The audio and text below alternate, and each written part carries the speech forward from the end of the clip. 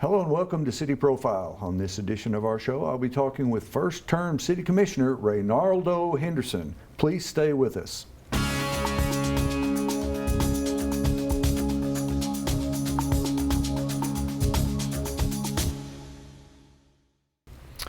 Hello and welcome to City Profile. I'm Tom Butler, and on today's show, we'll be talking with first-term City Commissioner Raynarldo Henderson. And thanks for being with me here today for the show. Yes, thank you for the invitation. It's good to be here with you. Well, I've talked to a couple of your colleagues on the City Commission and the mayor, and the first thing that we talked about with them, and I'd like to do with you, is tell the folks out there who are watching the show today who you are and what you're all about. I know you're a pretty prominent figure in Paducah, and a lot of people know you, but there may be some that don't. So give me an idea about who you are and why you wanted to become a city commissioner. Absolutely. As you said, Raynarldo Henderson is my name, and I've been in Paducah now for 29 years. I was born and raised in Chicago, Illinois, and arrived in Paducah in 1992 to pastor the Washington Street Church, and been there now for 29 years. I am married, of course, and I have 3 adult children and 1 granddaughter, and I ran because I felt like or feel like I have something to bring to the commission. I've always heard that you ought to, if you think you have something, don't just sit on the side and complain and talk about it, but get in the game and try to make a difference. And so I felt like that, though I wasn't necessarily complaining, I just felt like I had a skill set that the city of Paducah needed. And so I jumped in and threw my hat in and been trying to make a difference ever since. So it was a fairly large field vying for the 4 seats on the commission. What do you think made the difference in you? Because, well, I don't know if there were any incumbents left after that except for Commissioner Wilson. Commissioner Wilson. Yes, so. yes. Well, I think that, keep in mind that this was not my first run. This was my 4th run, okay? And each time I wasn't successful, but I came close. And so I think that the name recognition was there. I think that people appreciated my ability to persevere. And then I think the message that I had became clearer, and people began to say, yeah, that makes sense. And so I think that's what made the difference, or what helped make the difference for me. Well, what is the essence of that message that you use to convince people that they should vote for you? Well, one of the things I talked about was an inclusive government. And when I talked about inclusive government, I simply mean that we have a government that is for the people, that we listen to the people, that we just don't get in office and say, this is what I want to do, but we talk to folk and we see what it is that they want. And then inclusive also means that there are diversity of people. There are many people. And so one of the things that I was proposing each time I ran was that we would have city council meetings every now and then away from City Hall and in the communities. I wanted to get them out into the churches, into businesses, because I felt like, and I still feel like, that there are a lot of people who have much to say, but they're intimidated by City Hall. But they would go to their church, or they would go to a local business, and they would express some of their concern at those places. And then I wanted to talk about information in layman's terms. I felt like we were talking. If we're not careful, we'll talk in ways that people don't understand. And so I wanted to get the message, whatever we were doing in City Hall, I want to get the message to people. This is what this means, and this is how this affects you. If we vote this way, this is what it means for you. This is how you can get involved. And that was the essence of my message. And I think people appreciated that, and I think people do appreciate being a part of, being inclusive, and not being left out. And I think we don't leave people out on purpose, but if we're not intentional with including people, then we do leave them out of the process. Well, I would like to ask you just to give the commission a grade on doing what you just asked for. You've been a commissioner for 8 months. That's not long. And a lot of times when people are campaigning, they say things that they aren't able to follow through with once they get elected, because that's just not the way the system works. Right. They didn't know. Right. So Right. did you run up against that? And how do you think you've done so far with your coming through with your message? Let me be honest. I think that message has resonated. That message has resonated. The other commissioners have actually, we've all agreed that some of those things that I've mentioned are things that needed to be done. And so it has been successful because all of us got behind it to make it happen. But let me tell you what I found out. I found out that probably in the 3 times that I ran, before, even this last time, that a lot of what I said just wasn't reality. You know, I might as well not said anything, because you get in and you're on the other side now, and where you think that A, B, C, and D needs to be done, I've learned that everybody agrees that A, B, C, and D needs to be done, but it's not as easy to get A, B, C, and D done. And so there are a lot of processes. There are a lot of things that you have to go through. So that has been disappointing, but it has been eye-opening because you get a chance to see some things for yourself. I would think that it might be even frustrating when you think this should be easy, and then you find out that it's not so easy. Yeah, I mean, in your mind, you know, all we had to do is pick up the paper. You know, let's pick it up. Right. And then it is frustrating to find out, well, yeah, you should pick up the paper, but you can't pick it up just right, just now. And you can't pick it up this way. It's got to be done that way. And so it is frustrating. But I think that with all of that, I'm a little biased, obviously. I think our commission would get a grade of A, because we have been working hard to make campaign promises come through for the citizens of Paducah. You can understand if you're frustrated about it, then as a citizen, let's just say I want to build a building. Well, okay, I think I should be able to build a building. This is my property, but then I find out I got to have a permit. Then I got to find out I got to have an inspector. So, do you think that translates to the citizen as well? I think that translates very well, and that's what. When I talk about inclusive government and an informed government, I think that's where it's important to do what we're doing. Because the average citizen just does not know. I want to build a building. And as you said, it's my property, but they don't know that you got to do this and you got to do that, you got to go here. And a lot of times when those things happen, citizens oftentimes feel as if they're being taken advantage of, or they feel as if, oh, they just giving me a hard time, for the heck of giving me a hard time.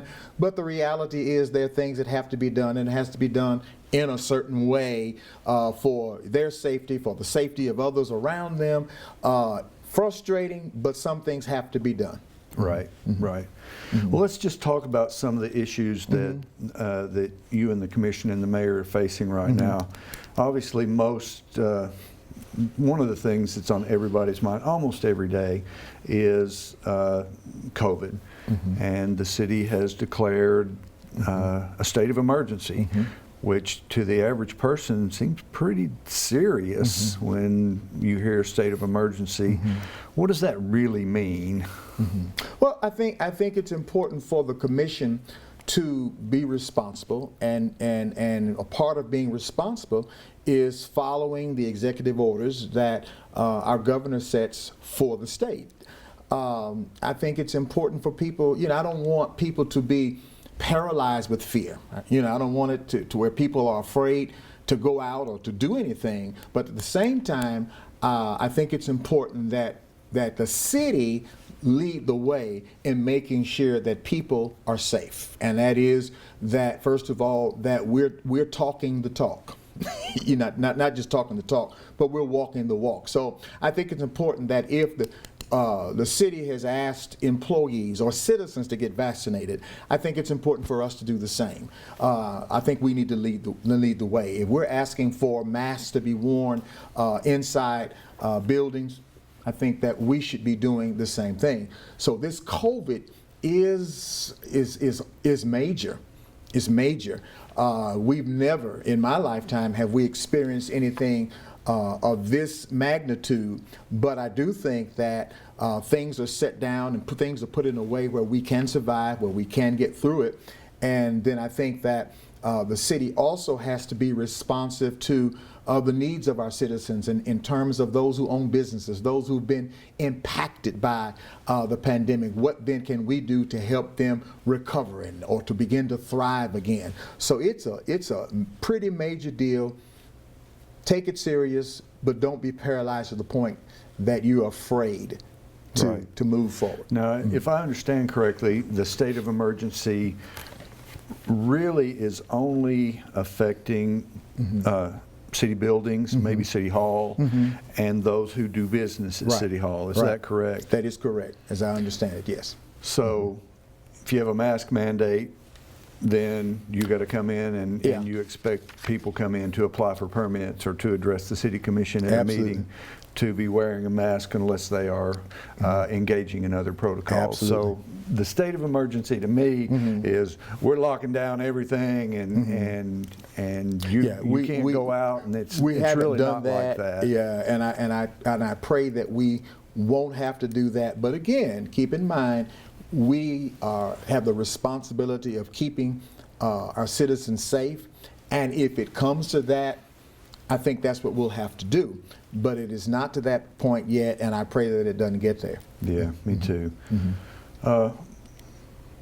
You talked about transparency, and at least sometimes perception is reality.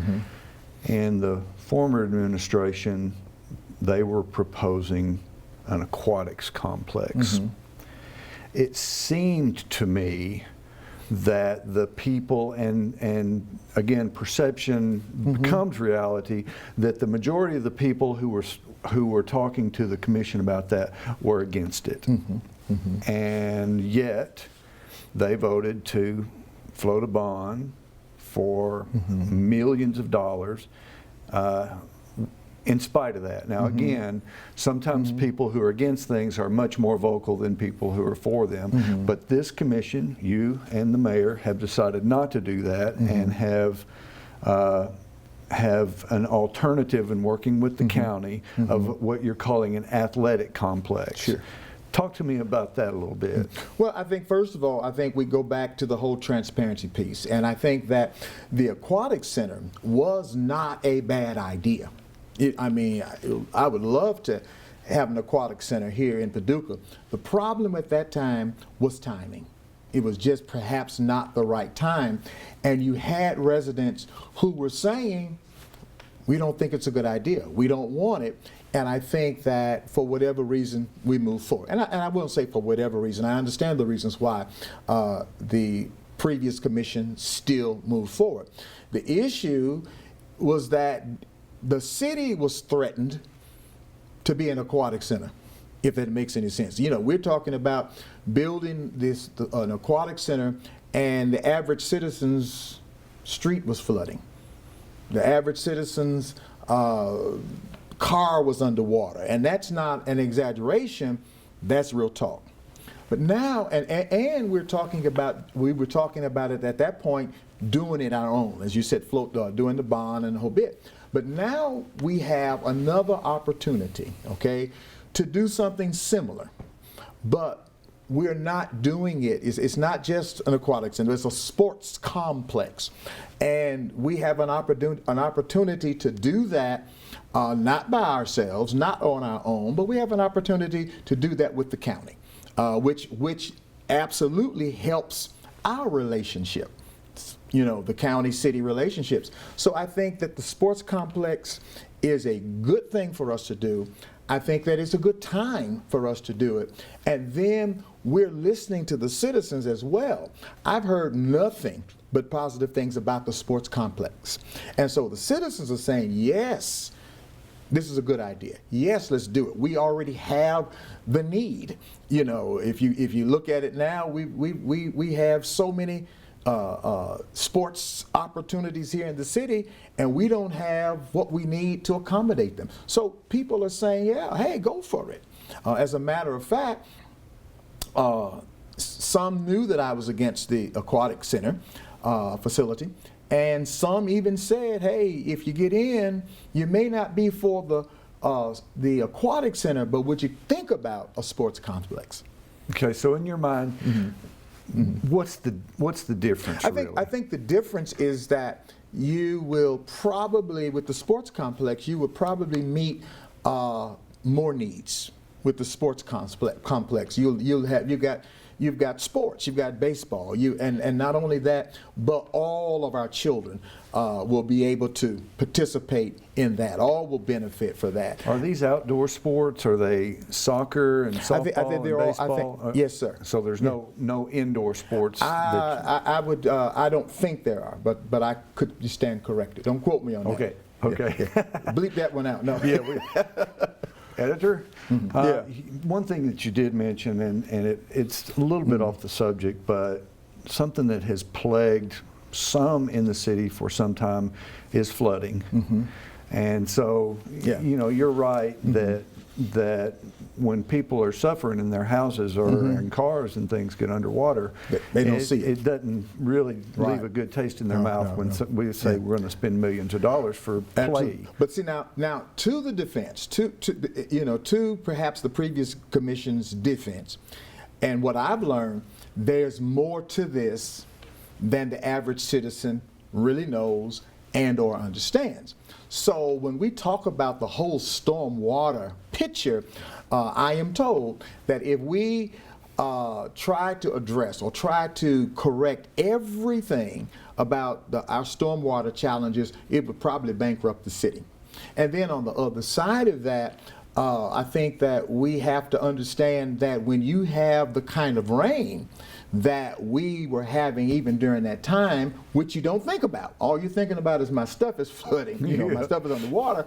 But if you have the kind of rain that we were having during that time, even the best of systems would flood as ours did. So it was just the timing of it that I think, and it was just the perception. As you said, perception becomes reality. Why would we spend this exorbitant amount of money and my car is flooding, my basement is flooding, my living room, is flooding, and even after I got in office, I had several, not several, I had one lady, we all did, who called and who sent an email and said, hey, look, my yard is a mess. And so when we get those letters or emails and they leave an address or a phone number, I try to follow up.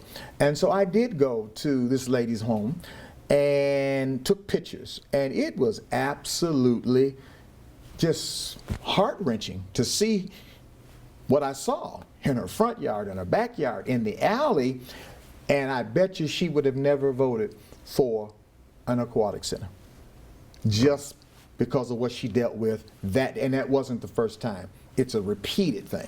But if I'm not mistaken, you are addressing it in a more systematic fashion. You're not you can't do everything because it'll bankrupt the city, but you still are working on that issue. Absolutely. If you've been watching, I think we've spent several $1 million just in trying to strategically outline places where we can see the best bang for our buck, if I can say it that way. So we're not just saying we're going to correct the stormwater, but we're seeing going in areas where we can really begin, where the citizens can begin to see a difference.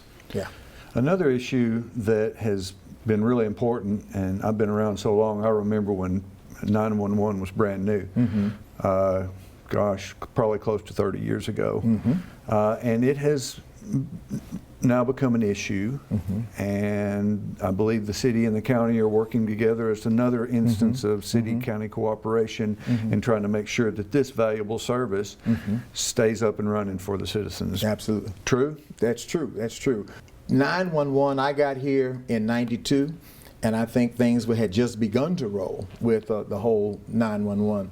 And so obviously over years, things begin to deteriorate, things begin to fail. And even though over the years, certain equipment had been repaired and or replaced, it has created a problem for us. And 911 is just too important for us to continue to kick the can, for us to continue to say, hey, the county ought to do it and the city ought to do it, so therefore nobody does it. So here's another opportunity for the city and for the county to work together to get past their own personal stuff and to do some things again for the city. And even as we have begun to work, we understand that this is not something that is going to be corrected just tomorrow. It's going to take time, and it's going to take energy, and it's going to take the resources. And I think that both the city and the county are willing to put the resources there to make that happen. And I know the resources are always limited, but it seems as if, and you can tell me if this is true, there should be a plan to replace equipment occasionally, just so that, you know, I know in our office, once a computer is 5 years old, it's pretty much obsolete. I assume that similar things are going on in 911, and there should be a way to replace equipment systematically so that we don't get in a problem. We've got very capable people who are running that system. The picture that we give is that the 911 is just hanging in the balance and, you know, nothing works. I think over years' time, things have been replaced. I know that there have been grants that have been received to help do some things, but even with those things, we still have a great deal that still needs to be done. But yes, there's a systematic, strategic plan for doing that. I've been through a lot of administrations, and almost every one of them has talked about the cooperation between the city and the county. How important do you think that is, and do you think that right now we have a good relationship? Well, I'm a preacher too, so if I can just go Bible on you just for a second, it simply suggests that you obviously you can get more done with two than you can with one, and some of the needs that we have are so great that no one entity can make it happen. So you do need both. You do need the county, you do need the city working together on these kinds. You get more done, you get more accomplished, more people are impacted by the city and the county working together. Is there a good relationship with the city and county? I don't think that it's probably perfect, but thus far we have worked together. Thus far we have come to this whole, the agreements that have been put together.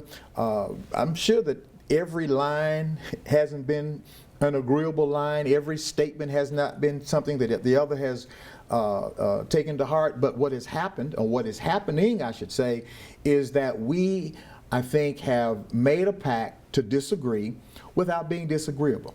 We've decided that we can disagree, and that's even with the city, with us as the mayor and the commission, that we can disagree and not be disrespectful or not kick the other down or kick him on the playground and trip him on the playground, if you will.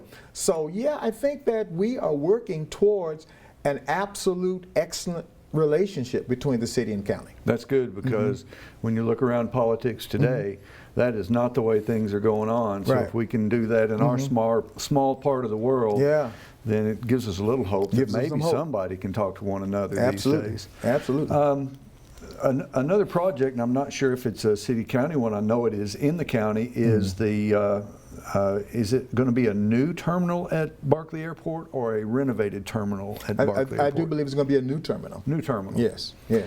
And that is a cooperative effort? And that's a cooperative effort as well. The Barkley Airport is one of the City Commission's priorities. This is something obviously that began long before our commission came together, and you've had a lot of hard work by Mayor Bray, who I do believe was chairman of the Barkley Airport, and you've had a lot of hard work by Commissioner Wilson. So this is one of those things that we all get to enjoy, but somebody else has done all the work. Gotcha. Yeah. Well, I mean, I know that the airport is a huge deal for us in Paducah, but you go into that terminal and you almost feel like you've gone back 40 or 50 years, and so it really needs that. And then, of course, it would be nice if we had a flight that didn't have to go to Chicago before it went anywhere else in the whole world. So I know it's an important thing, but we need to, you know, grow into, I guess, a bigger airport, because once the demand is there for real, then that will happen. In the last few minutes that we have, I'd like to talk to you about the Southside project. I've been to a couple of hearings on that. I was surprised that there were so many people who were so passionate about the South Side, and that they had kind of felt like they had been ignored for years and years and years. So what's going on with that after those public hearings? Yeah, well, I'm excited about the South Side, and I think as I've run each time, I've talked about the South Side, and I've talked about how disappointing it is for me to drive at that time, to drive on the South Side and feel as if I had driven to a totally different city.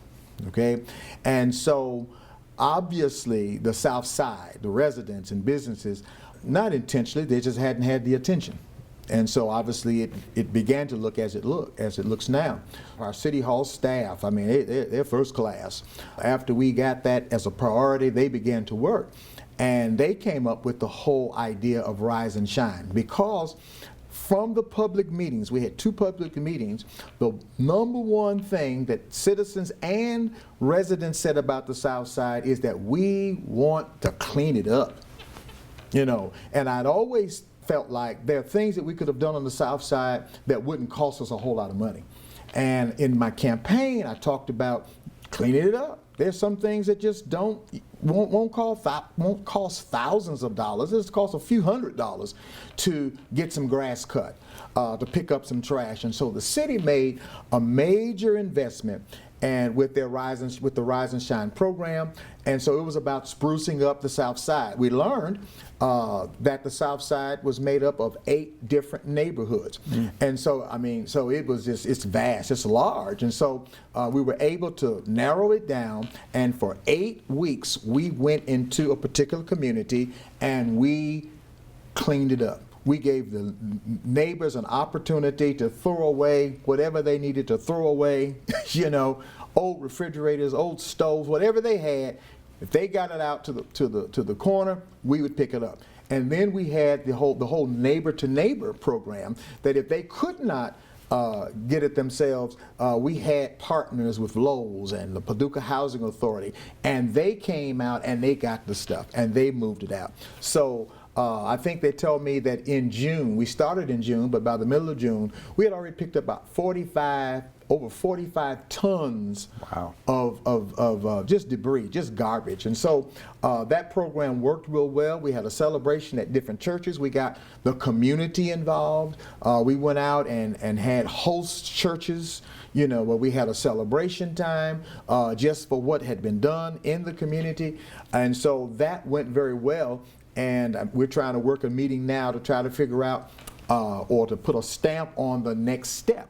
I want to try to meet with business owners and listen to them, so they can tell us what it is that we can do, what the city can do that will specifically help them even as they try to recover from COVID. You know, so the Southside Initiative is going well, and I guarantee you, in the days ahead, we're going to see even more excitement on the south side of town. So that's a start. That's a start.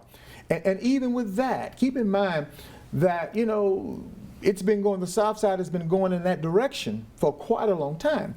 So we're talking maybe 10, 15 years to get the south side to where it begins to look like other areas of our town. But I think the citizens are very reasonable, so they already know that it's not going to happen overnight, but they are excited about the fact that it's happening, that something is beginning to happen. So we have a start. We have a start. Unfortunately, our showtime has come to an end. Okay. And so I'd like to thank you for coming in and talking with me today. And I'd like to thank you for coming and watching City Profile. I've been talking with City Commissioner Raynarldo Henderson, and I'm Tom Butler. Join us again next time.